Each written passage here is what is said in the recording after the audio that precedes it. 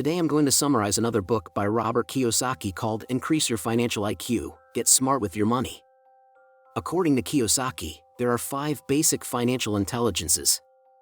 If you want to become rich and, more importantly, stay rich, you need to possess all 5 financial intelligences. Number 1 is earning more money. If you have a toothache, it means you have a problem with your teeth. To solve the issue and get rid of the pain, you need to visit the dentist. Similarly, if you're not earning enough money, it means you have a problem with money. By addressing your money problems, the pain of not having enough money will diminish, just like a toothache. For instance, let's say you want to improve your sales skills but you're very shy and don't handle rejection well.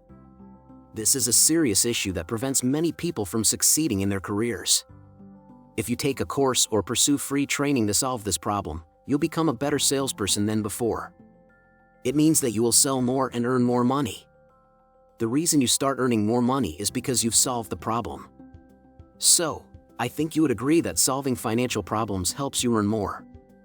If that's the case, the more problems you solve, the more you'll earn, and the higher your financial intelligence will be. In my opinion, the path to earning more money goes something like this. First, you begin by solving smaller problems, usually on a personal level, like lacking knowledge about certain subjects or lacking self-confidence, etc. Then, you move on to solving more complex problems. It's like a game. Whenever you solve a situation, you advance to the next level where another problem is waiting for you to solve. The more financial problems you solve, the smarter you become, and the more money you earn. The reverse can also work. The more problems you ignore, the less money you'll have. You must address your financial problems as much as possible. Or else, there will come a time when you'll be forced to do things you don't want, and then you'll regret not having solved the problem while it was still small. Once, I heard an interesting story about the importance of solving problems as soon as they arise. It's a story about a farmer and a rooster. One day, the farmer approaches the rooster and says, "From now on, I want you to stop crowing in the morning. If I see you crowing again, I will pluck all your feathers." The rooster remains silent and stops crowing in the mornings, just as the farmer asks. Time passes, and the farmer returns, saying, "You know what? From now on, I want you to walk like a hen, or else I will pluck all your feathers." Again, the rooster doesn't respond and starts walking and behaving like a hen. He spends more time with the hens and even forgets that he's a rooster. Several more months go by, and the farmer returns once again with another demand. He says, "Starting now, I want you to lay eggs like the other hens. If not, I'll pluck all your feathers." At this point, the rooster finally responds. In that moment, the rooster realizes that he should have protested or refused when the farmer made the first request to solve the problem. Now it's too late. He's being forced to do something that's impossible. This might sound like a silly story to you, but everyday people are compelled to do things they're not proud of, working for people or companies they despise, but they continue doing it because they need to put food on the table and support their families. What Zach is saying is that many people want more money but don't want to go through the process of solving problems. For instance, to become a doctor, there's a long and rigorous process of education and training. Many people avoid becoming doctors due to the extensive journey it takes. What many people don't realize is that it's the process that makes them wealthy, not just the money. To become rich, you must come to terms with the fact that problems will never completely disappear. Every time you find a solution, another problem will arise. The secret is to understand that the process of solving these problems is what will make you wealthy. When you start solving not only your problems but also those of others, then the sky's the limit. Countless ways to earn more money will always exist because there are trillions, even infinite, problems waiting to be solved. As your father once said when you were a boy, financial problems make you smarter if you solve them. He also mentioned that if you solve your money problem, your financial intelligence will grow, and that's the way to success. As your financial intelligence increases, you'll become more resilient. If you don't address your financial problems, they will lead you into a series of other problems, and you'll become poorer. Father Rich uses the example of a toothache to illustrate what he meant by one problem leading to others. He used to say that having a financial problem is like having a toothache. If you don't resolve the toothache, it will make you feel unwell. Feeling unwell affects your performance at work because you'll be irritable. Not solving the root cause of the toothache can lead to other medical complications, as the infection might spread from your mouth.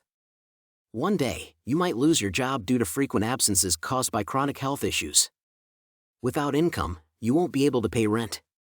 Failing to secure housing can lead to homelessness, compromising your health even further. You'd end up searching for food in trash cans while still enduring the toothache. Yes, this might be an extreme example, but the point that Rich Dad was making is that he carried this story with him as a lesson. I realized the importance of solving problems and the domino effect they cause when ignored at a young age. Many people don't address their financial problems when they're still small, akin to the stage of a toothache. Financial intelligence number 2 is about safeguarding your money. The first financial intelligence is measured by how much money you earn, while the second financial intelligence is measured by how much money you keep. Take an example where one person earns $200,000 a year and has a higher financial intelligence number 1 than someone who earns $100,000 a year. However, if the first person loses 50% of their income to taxes, while the second person only loses 15%, it means that the second person has a higher financial intelligence number 2 than the first person. Protecting your money from financial predators is essential. As many know, the world is filled with individuals and organizations waiting for the opportunity to serve their own interests with your money. Many of these people and organizations are particularly cunning and powerful. If they are smarter or more powerful than you, they can take your money. That's why financial intelligence number 2 is so crucial. As Rich Dad says, when he was just a boy, his rich dad taught him the importance of safeguarding his money with a simple example. He said a farmer needs to protect his crops from rabbits, birds, and insects. Rabbits, birds, and insects are thieves to a farmer. The use of the idea that rabbits were thieves served as a powerful lesson. Rabbits are cute and cuddly, and they appear harmless. The same goes for birds. He used these cute creatures to make it clear that some of the biggest thieves of our personal fortunes aren't necessarily criminals or outlaws. He used rabbits and birds to emphasize that some of the biggest financial predators are people and organizations we love, respect, trust, and believe are on our side, protecting us. Rich Dad said that the reason so many people rip us off is that it's easier to reach into our pockets in that position. One of the reasons many people face financial problems is that too many hands have access to their pockets. Rich Dad's list of financial predators includes the following. Predator 1, bureaucrats, taxes, as we know, are our biggest burden, the role of the tax department. Taxes mean taking your money and handing it over to a government bureaucrat to spend. The issue with most bureaucrats is that they are skilled at spending money but not at earning it. This might be precisely why they choose to become bureaucrats. If they knew how to make money, they'd probably be entrepreneurs. Not to say they don't know how to make money, but they excel at spending it. Bureaucrats spend a lot of time thinking of creative ways to extract our money through taxes. As you know, we already pay taxes on our income, investments, properties, cars, fuel, travel, clothing, meals, drinks, cigarettes, businesses, education, and so on. We even pay taxes on taxes. These taxes are sold to us as if they're good for society, and in some ways, they are. However, social problems tend to grow larger because bureaucrats don't solve problems, they simply know how to throw money at them. Before you become upset over what I just said about taxes, it's important to note that Rich Dad is not against the government or paying taxes. As Rich Dad said, taxes are the price of living in a civilized society. They fund schools, teachers, firefighters, law enforcement, the judicial system, the military, roads, airports, sanitation inspections, and more. Rich Dad's frustration with taxes stemmed from the fact that bureaucrats rarely solve the problems they encountered. This leads to taxes perpetually increasing. As taxes continue to rise, Rich Dad's philosophy was that the job of a bureaucrat is to legally put their hands in their pockets as much as possible, and your job is to ensure they legally take out as little as possible. Unfortunately, it's often those who earn less who pay a higher percentage. Warren Buffett offered an example, saying, "Our 400 people in this room pay a lower part of their income in taxes than our receptionists or janitors." If you make the duty of the luckiest 1% of the world's population to think about the other 99%. The author asserts that if you want to shield your money from taxes, you need to comprehend how different types of income are taxed. There are three different types of income: salary, capital gains, and passive income. In case you're not aware, salary income is what you earn from working for a company or someone, putting in 8 hours a day. Capital gains are the profits you receive from owning stocks and bonds. Lastly, passive income is what you earn from owning assets that generate a consistent stream of money without requiring active work. An example could be in real estate. Working doesn't provide much protection against taxes, whereas capital gains and passive income offer greater protection. This is one of the many reasons why Rich Dad advises against relying solely on earned income. Point number 2 is about partnerships. It's absurd to think that life consists solely of living happily ever after. That may happen in fairy tales, but in reality, things change. That's why exit strategies are crucial when dealing with anything of value. It might be uncomfortable to request a prenuptial agreement before marrying the person of your dreams, but it's financially smart to do so, especially when divorce rates are at 50%. When starting a business with a new business partner, considering a buy-sell agreement or business dissolution agreement may seem difficult, but it's financially intelligent to think about your exit strategy before entering into an agreement. You never know what the future holds. Death is our final exit, and it's another instance when predators, or perhaps I should say vultures, appear. If you're wealthy and lack financial intelligence, it can be costly for your loved ones, your family, friends, and the government, all attending your funeral. If you're rich, your grandkids, your brother-in-law's kids, and your nephew's children will all be there, expecting an inheritance. A person who never knew you suddenly becomes family and shows up to cry at your funeral. If you have high financial intelligence, a significant portion of the money your relatives would have received will still be under your control, even after you've moved on. Predator number 3, lawyers. You might recall the person who sued McDonald's claiming the coffee was too hot. This is an example of a financial predator using the legal system to get your money. Millions of people are waiting for any pretext to sue someone to get rich. These predators' sole purpose in life is to take you to court and grab your money. Knowing that these predators are always ready to attack, there are 3 things a financially intelligent person must do. 1. Never hold anything of value in your name. It was the poor dad who proudly said, "My home is in my name." Financially intelligent people wouldn't have their homes in their names. 2. Obtain personal liability insurance immediately. Remember, you can't buy insurance when you need it. No one sells fire insurance for a house that's already on fire. 3. Keep valuable assets in good types of entities, like LLCs, limited liability companies. There are also bad legal entities like sole proprietorships and general partnerships. Ironically, most small business owners are in bad legal entities. Predator number 4, brokers. Broker is just a fancy word for a salesman.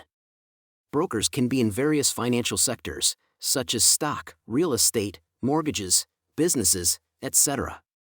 Nowadays, one of the issues is that most people are receiving financial advice from salespeople, not from wealthy individuals.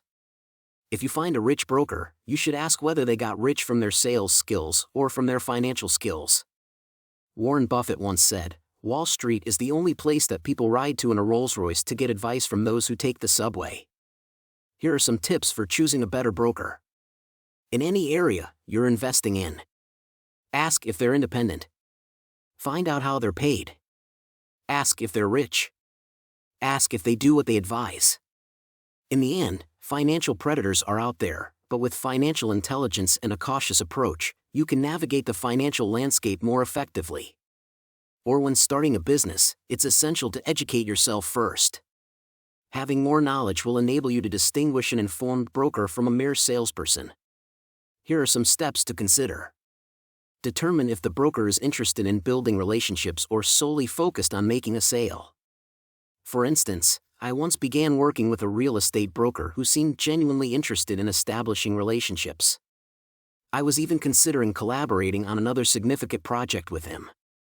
However, as soon as I signed the purchase contract, he stopped taking my calls and transferred me to an assistant. This exemplifies a poor broker who's solely interested in transactions and quickly moves on to the next client. Conversely, there's an incredible broker I use to purchase gold and silver. Whenever he's in town, he wants to schedule a lunch meeting to discuss various matters. He's always eager to help in any way he can. Additionally, whenever I need assistance, I can simply pick up the phone and call him. Determine if they invest in what they sell. After all, why should you invest in something if the broker selling it lacks the confidence to invest in it themselves? The fifth financial predator is companies. All companies have something to sell, otherwise, they'd be out of business. I often ask myself if the product or service a company offers is making me richer or poorer. In many cases, the consumed product doesn't enrich me, it merely enriches the company. Financial intelligence number 3, budgeting your money. A budget is a resource coordination plan. When it comes to budgeting, remember two crucial terms: budget deficit and budget surplus. A budget deficit occurs when spending exceeds revenue, while a budget surplus is when revenue surpasses spending. While everyone likes to believe they operate with a budget surplus, in reality, most have a budget deficit. Even the majority of leaders worldwide operate with a budget deficit. There are two ways to achieve a budget surplus. 1. Increase revenue. 2. Decrease expenses. Creating and adhering to a budget is a fundamental step in managing your finances effectively. The first is by cutting expenses, the second is by increasing income. Most people and companies opt for the first option, cutting expenses. However, Kiyosaki believes that you should focus on increasing your income instead of cutting expenses. To increase income, you need to increase, not reduce. I know what you're thinking right now: how will increasing expenses help me create a budget surplus when I'm already investing well? When Rich Dad talks about increasing expenses, he's referring to two specific types of expenses. The first type of expense is one that can help you generate extra income. For example, if you have a store but aren't selling enough products, you should spend more on promotion and marketing rather than cutting back. Marketing companies fall into this category. The second type of expense you should increase is the one you pay to yourself. You're probably familiar with the concept of paying yourself first, so I won't delve into it too much here. I'll provide a link to a video about it. The basic idea is that every time you earn money, you should pay yourself first before paying anyone else. The author emphasizes that the money you pay to yourself should be seen as an expense and prioritized over other expenses. Even if you're operating at a deficit, you should pay yourself first. This expense will be used to create assets in the assets column, the column that's yours, and one you should always take care of. I understand that many of you agree with the logic I'm presenting, but talking about it is easier than implementing it. So, let me share how the author and his wife dealt with this situation. After they got married, they faced the same financial challenges that many newlyweds do. They had more expenses than income. To address this issue, they hired Betty, an accountant. Betty was instructed to set aside 30% of all our income as an expense and put that money into the assets column. Here's a simple example: if we had $1,000 in income and $1,500 in expenses, Betty would allocate 30%, which is $300, to be placed in the assets column. With the remaining $700, she would pay the $1,500 in expenses. Betty was almost shocked by this approach. She thought it was crazy and argued, "But if you can't pay your bills, you'll have problems." She was on the brink of quitting. You see, Betty was a great accountant, but she had a poor person's mindset. She always paid others first and herself last. As there was hardly anything left after paying everyone else, she often paid nothing, not even her creditors. To her, the government and bankers were more important than herself. Beth resisted and argued against this new approach. She was ingrained to pay everyone else first. The idea of not paying debts or taxes left her uneasy. I eventually made her understand that she was doing us a favor. She was helping us solve a significant problem, the problem of not having enough money. As you know, solving problems makes us smarter. When she realized that she was actually generating revenue through expenses, she agreed to follow their plan to create a budget surplus. For every dollar of income, Betty would allocate 30 cents and place it into savings and investments. She knew that saving and investing were necessary expenses to create a budget surplus. Their first and most important expense was to allocate 70 cents of every remaining dollar towards creating a surplus. With the 70 cents, she was to cover obligations like taxes, our mortgage, and car payments, not day-to-day bills such as electricity, water, food, clothing, etc. It goes without saying that for a long time, we remained in debt every month. Even though we were paying ourselves first, we still didn't have enough money to pay others. There were some months when they left behind $4,000 in debt. We could have used $4,000 from our assets, but that was our money in the assets column, our column. Instead of panicking, Beth was instructed to sit down with them and tell them how much debt they had each month. From the assets column, we'd say it was time to revert to financial intelligence number 1, earning more money. With that mindset, they did everything we could to increase our income. Kim, who had marketing experience, would reach out to companies offering marketing consultation. She also worked as a model and in sales for clothing brands. Kiyosaki offered to teach investment or marketing sales for a few months, training sales teams at a local real estate agency. They even managed to make some extra money helping a family move or clearing land for another family. In other words, they swallowed their pride and did whatever it took to earn extra money. They always managed, and somehow, Betty remained with them, aiding them in solving their problem through solution and process. Although she cared more about them than they did, unfortunately, Betty helped them but wasn't willing to help herself. The last they heard of her, she had retired. Her single daughter, with whom she shared expenses, didn't have a budget surplus. Financial intelligence number 4, leveraging your money. In very simple terms, leverage means doing more with less. Someone who puts money in a savings account at a bank doesn't have leverage, it's just their money. Compare that to buying property, where banks often require a 20% down payment. This means for every dollar you put in, the bank puts in 4. Leverage helps you achieve higher returns. Many financial advisors view leverage as risky, but I believe this is absolutely untrue.